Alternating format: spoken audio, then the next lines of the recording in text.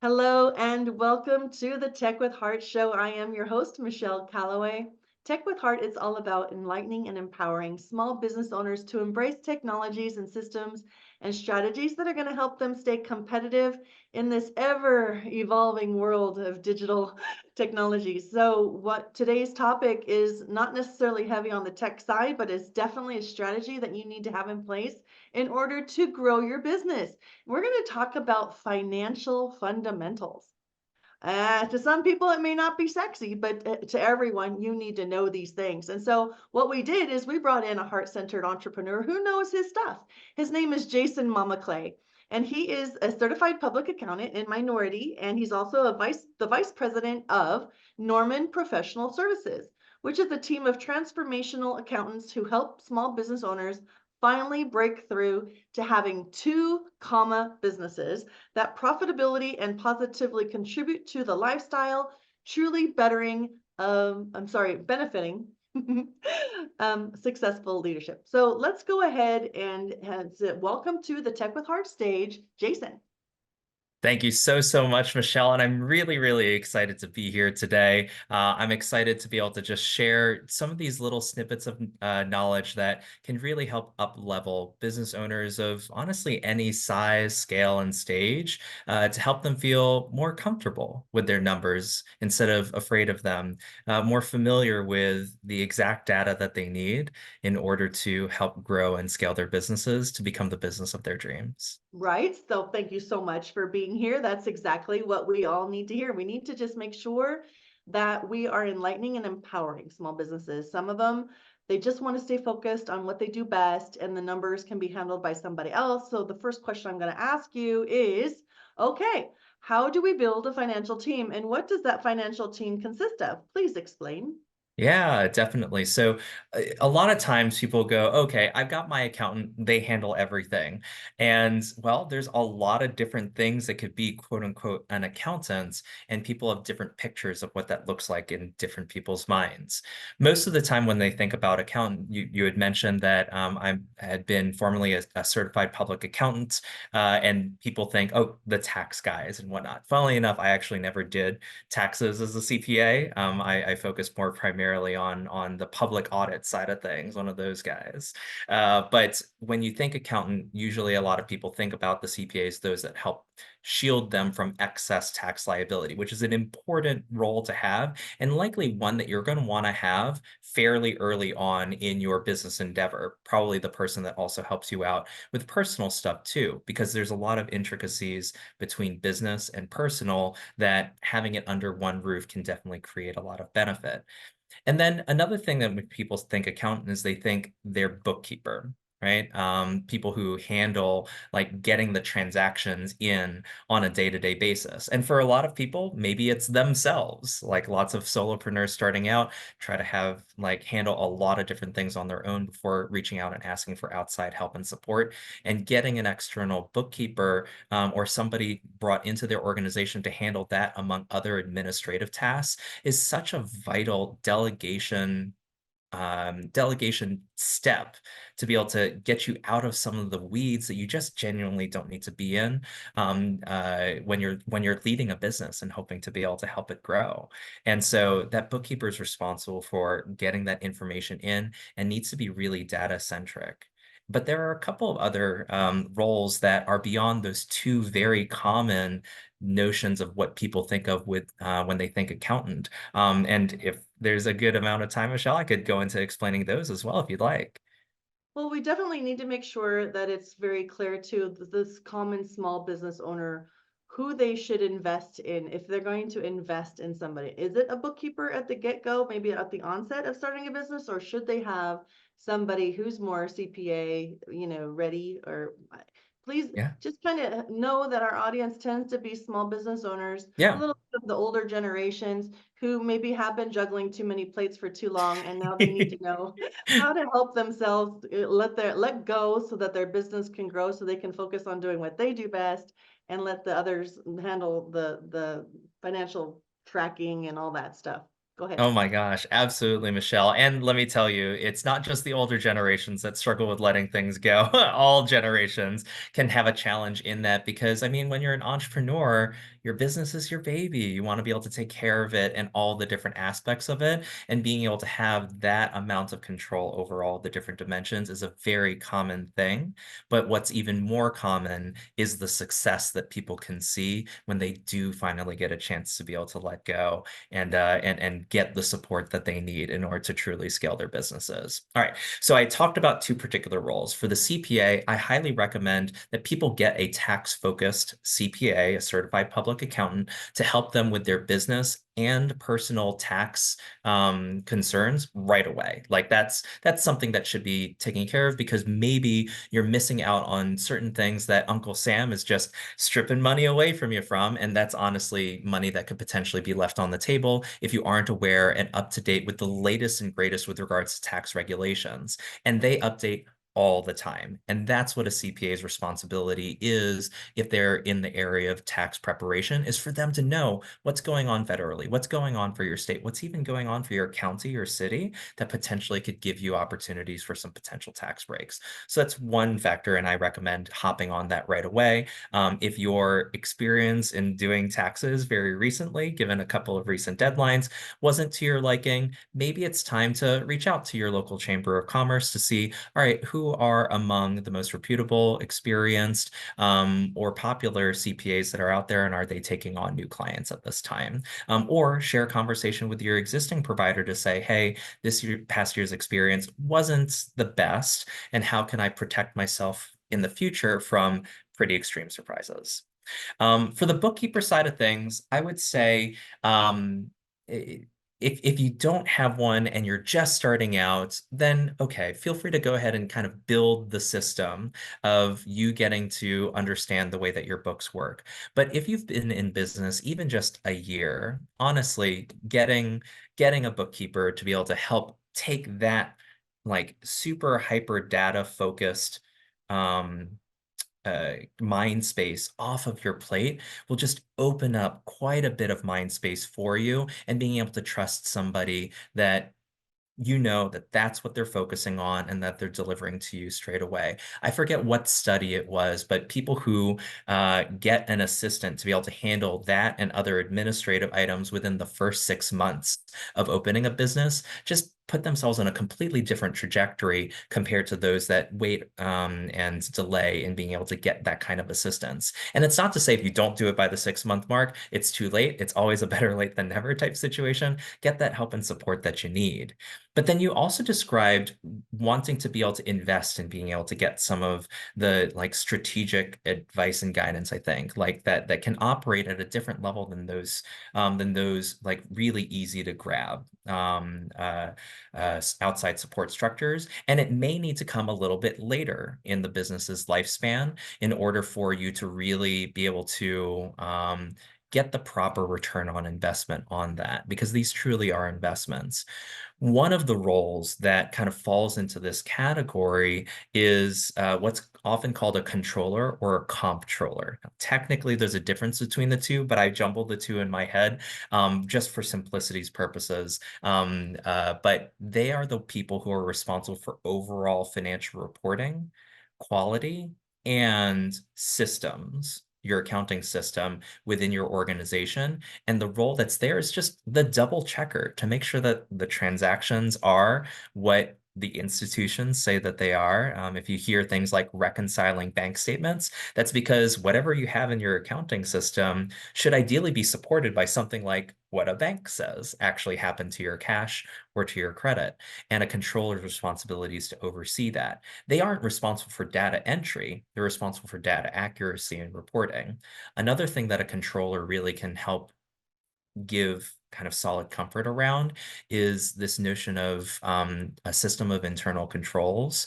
so that money isn't leaking out of your organization. This is in two ways. One, they're usually the people who are responsible for developing a budget and then slapping your hand if you're spending too much on certain things and monitoring for that. Now, sometimes there's a really good reason why you need to do extra investment in something, but maybe if you're going on one too many golf trips, they'll let you know, like, hey, by the way, you kind of only budgeted for 12 golf trips, not 14, or whatever the number ends up being, right? And you can be like, well, it's for business development. Like, hey, a budget's there for a reason. And unless it translates to extra dollars, they're there to help keep that curbed. But then there's also this component of, do you know where all of your money is? It's kind of like, it's 10 p.m. Do you know where your children are kind of thing? It's like, all right, do you know where all of your dollars are going in terms of where you're spending it? And by substantiating it against things like bank statements, well, if money might be leaving your organization in less savory ways, a controller could be the perfect role to help you stay on top of that without you needing to worry about that and losing sleep at night as to whether or not the people on your team are actually on your team. And then the other role that I'd like to share is that of an outsourced CFO. And kind of as Michelle, as you described earlier, Norman Professional Services really shines in aiding small business owners to get financial strategy and financial literacy so that they're able to make strong future-facing decisions. So all of the roles that I've described so far precisely look at the history of the organization and what has already happened. Think of it like the rear view mirror, but a CFO, whether it be a virtual CFO, a fractional CFO, an internal CFO, they're all focused on the dashboard and what's ahead of you on the road. And so they're thinking about, all right, if we make this investment today, what's going to be the return on that investment in terms of new revenue that's going to be generated to make this a smart investment to do? Or they are responsible for aiding with a projection of cash flow to just say, all right, if we're going to make this strategic hire, what are our expectations on their training, onboarding, and getting up to speed before they really start unlocking their value in netting new business or delivering like a higher level of client service or higher volume of client service, so that we start making that investment of a salary back or wages back. And those roles, their skill set isn't around data entry. It's more around data analysis and future-facing strategy. To hop back to the question of when does it make sense to bring somebody of those two roles on, I would say if you're poising to grow, regardless of whether you are making $10,000, $100,000, $1 million, or $10 million, anytime that you find yourself in an inflection point where you want to grow and scale your business, both of those roles start to come to the limelight. The controller, because you need solid reports to say, yes, this is where we're spending money, and here are the opportunities to be able to to show the trends of history. And that for the CFO side of things to say, oh, you want to like explore new revenue opportunities or scale your volume in these, and these are the investments that you need in order to be able to get there, then that's when you likely would bring those types of roles in. I would say a very critical revenue inflection point, ignoring industries and kind of average revenues. If you're making in the low six figures, chances are a controller is a good thing to have already be bringing in. If you're in the mid to high six figures or low seven figures, if you haven't evaluated bringing on a CFO, even at a fractional realm, that could be what's needed in order to really take your business to the next level. Because when you're arriving at that higher volume stage, chances are we're in a situation of what got you here isn't going to get you to the next level, and an outside strategist can really help unlock that for you. And lots of folks will say like, oh, you don't need to grab a CFO until you're like 5 million or 10 million, but how do you get to that point? Right. And so we like really positioning ourselves as financial advisors and kind of like your first CFO to be able to give people that beginning experience of getting that type of outside strategy and counsel there. But hopefully that roadmap of all the different roles helps to lay out where can you get different aspects of financial support and gradually take off the gazillion hats that entrepreneurs just love to wear. Being able to do business online is crucial for survival, especially during times of social distancing. So, how do you survive and thrive in the sea of digital noise? It's a lot like fishing. You need to know who your perfect customer is so that you can use the right kind of lure to attract them. We help you catch your perfect customer and retain them for future sales through highly converting websites, influencer mobile apps, getting you featured in the news and on TV. Hi, my name is Jerry Bowden, U.S. Army veteran and president of Revelio Software Solutions. Our goal is to help you rise above the competition, be seen as an expert authority in your industry, and embrace technology to stay competitive for long-term success. It's more affordable than you may think. So reach out to us at revelio.com and together we will make your business come alive. Besides that, they are not the business owner is not equipped to make all of those decisions all by themselves. And so if you're so basically what I'm hearing Jason say is that start with a bookkeeper and hopefully a CPA that understands tax code. Have those two work together because you don't need the CPA as much as you would need the bookkeeper. The bookkeepers usually charge much, much, much less than a CPA anyway.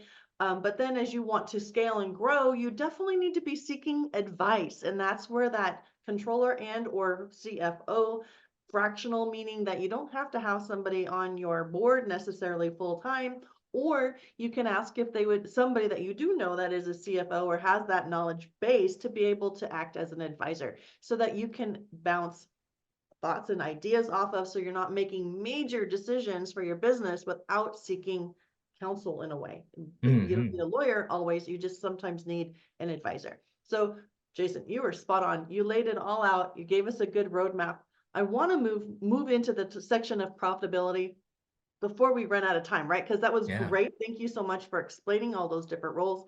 Now, what can small business owners do to ensure some profitability in their business? Like, what are some tips that they can take away from this interview today? Sure thing. So, uh, when thinking about profitability, there's two major definitions of profit that I want people to keep in mind.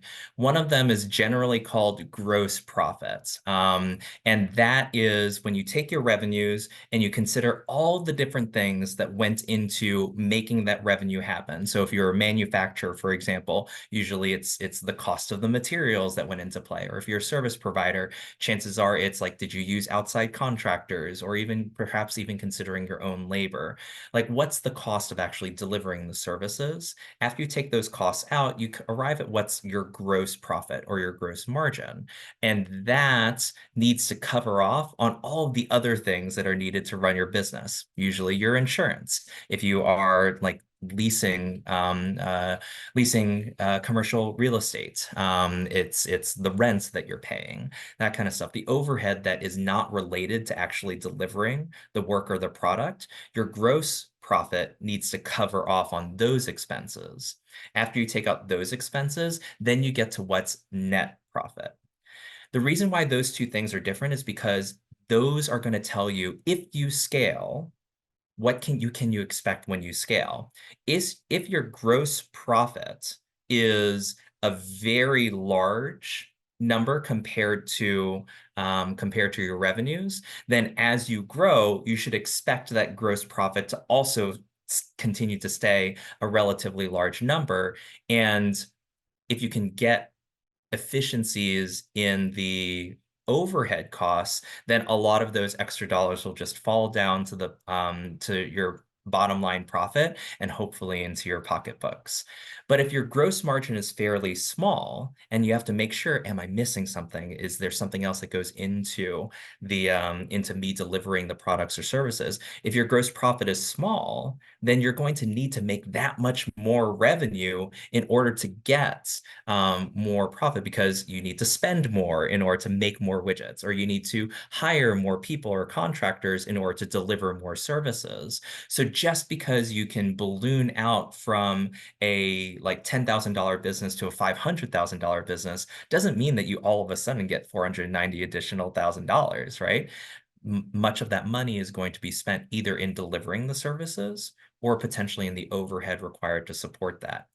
You really want to watch out if for some reason your gross profit goes into the negative, which means, oh, there's not even enough money to be able to cover off on overhead because I'm spending too much to be able to get one more incremental dollar. And so there's a phrase, grow broke. That can happen if all of a sudden your expenses balloon because what you were able to operate when you were smaller now just requires that much more in it, and you need to be paying attention to your margins. Quick tip on this, inflation means that things will just cost more. If something costs $1 more and you only charge one more dollar on your revenue, passing through that cost to the customer, you have not repriced correctly because your gross profit or any of your profit matters would have not grown by the same amount. So let's pretend that you have a gross margin of 50%, meaning that for every dollar you earn, 50 cents of it gets paid out elsewhere. Right. So let's say it's for every $100, it's $50 that leaves. If your costs go up by $5 or 10%, so it's now $55, and you increase your revenues by that $5, it's 105 minus the 55 gets you 50, and you go, oh, I still have the $50, but it technically is a worse profit percentage than what you normally would have gotten. And you would need to increase your dollars by 10% or $10 here in this case in order to make the same profit margin. So a dollar for dollar increase is dangerous in an inflationary environment because you will be eroding your profit margins. That was a wonderful tip. Thank you so very much. Yeah. I know that a lot of small business owners do struggle with pricing, and it's never fun to have to increase your prices due to inflation, but everybody's in the same boat, so they should Mhm. understand. But what you just shared was definitely a knowledge that I did not know. So I think that this is a great tip. Just don't do dollar for dollar, do the math. There's spreadsheets for these types of things, and that's where it's really helpful, again, to go and have like a controller or a CFO in your arsenal if you happen to have that capability at the time where you're at in your business journey. Let's talk about if you're done with the Mhm. profitability piece, I would like to move into, okay, so what can businesses do to make sure that they have a good buffer of cash? And the reason being is, right, there's times where um, big projects come in, and you can try to recoup some of the costs to go do that big project, but there might be other things that you have to kind of front with the anticipation you're going to get paid later down the road. But holy cow, how do we go find that money, and how do we find it in a hurry? So what are some tips on helping small business owners be ready and have those types of buffers available to them? Sure. So I know I talked a lot about like, hey, there's a difference between historical thinking and future thinking, but history is a good educator. So my recommendation is take a look at anything that you spent money on over the course of the past 12 months. And I say 12 because maybe you pay for insurance just once a year, or maybe you pay out bonuses just once a year, for example. You don't want to accidentally miss that particular milestone when considering annual spend. Take that number and divide it either by 12 if you want to know your monthly cash burn, or divide it by 365 if you want to get your daily cash burn. But that basically is telling you, hey, on average, smoothed out over the year, this is how much money is leaving the organization. All right. And you could get this not just from your expenses in the P&L, but maybe you're also paying off some debt. That's not going to show up on your income statement. Maybe you're paying yourself a draw that is outside of salaries. That's not going to be on the income statement either. So you want to consider all the different things that cash leaves the organization for. And you want to know, what is that on average each month or on average each day? And that's the number that you're going to want to pay attention to, and then multiply with what your comfort level is. So if you want 3 months worth of cash buffer, or 90 days worth, then you multiply by either 3 or 90 on the correct number, and that becomes your target. That's your anchor. If you have more than that in the bank account, woohoo! Celebrate, give yourself a vacation, or make a specific investment in the organization because you're at that point. And if you're not at that point, kind of like how some people plan on how am I going to pay off credit card debt, you make yourself a plan of being like, all right, I'm going to dedicate to saving this particular dollar amount each month to build up to what that rainy day fund would look and feel like. So that's what that is in terms of just kind of the raw execution of it. Now, in terms of actually getting the capital to make that happen, there are a couple of things that I want to share. First, for some organizations who say they do invoicing and don't collect money up front, either because it's not allowed in the industry or it's not common or standard in the industry. Just make sure that you're keeping on tabs with your customers that are owing you money and just follow up with them on a weekly or at the very least a monthly basis just to remind them of their open balances. And just it's gentle reminder, especially if they're a fellow small business, being like, hey, I totally get what you're going through, but I need the working capital as well in order to be able to continue to deliver great work. And I'm hoping that we can continue to be really great partners along the way with us delivering services for you. So just keep staying on top of those that owe you money and making sure that you're keeping accurate reporting around that. That's where the controller and bookkeepers can come into play. The other component too is that a line of credit is an accessible item that can provide you just in time type of capital, and that is through another financial support arm that I didn't talk about, which is a banker. And if you don't feel like you have a strong relationship with a banker, maybe you bank at one of the big national banks and haven't developed a local relationship yet, perhaps reaching out to a local community bank or credit union can be an option for you to start building that relationship so that people understand the nature of your business and what it is that might be your operational needs, and you could get access to a line of credit. Ideally when you don't need it, and ideally you don't need to tap into it, but being able to get that injection of capital so you don't accidentally overdraw is such a vital asset to be able to have. Thanks. That's great. I know that I have a line of credit and I've used it a couple times for just such situations.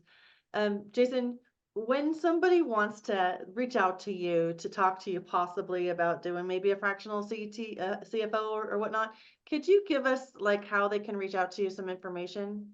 Yeah, absolutely. I'll be sure to go ahead and post this inside comments on the live, but you could find me on LinkedIn. It's Jayson with a Y, Jayson, and last name is Mamaclay, just Mama and Clay put together, and you'll be able to find me on LinkedIn, no problem. You also can connect with Norman Professional Services by going to www.normanprof.com. And fun fact, no one at the company is named Norman. Norman is actually the name of our founder's late dog, who is a Schnauzer Poodle mix. And a future update of the website will prominently show off this cute little doggo. So he lives on in spirit. That's cool. Thank you so much, Jason, for sharing all your words of wisdom. I'm going to just have to wrap it up due to time, but I want to let you know if you're listening in right now and you want to reach out to Jason, he would be a great resource to have in your arsenal. And also, if you are a small business owner just looking for a community in which you can like get quality knowledge shared on a regular basis where you're hanging out with innovative but yet heart-centered entrepreneurs, go to techwithheartnetwork.com and join us. We are a nonprofit organization, but we also do bring in a lot of different events where we have experts coming and talking to you about different things that are going to help your business grow, especially regarding technology, systems, or strategies. So thanks for tuning in today. As a small business owner, here is to your success.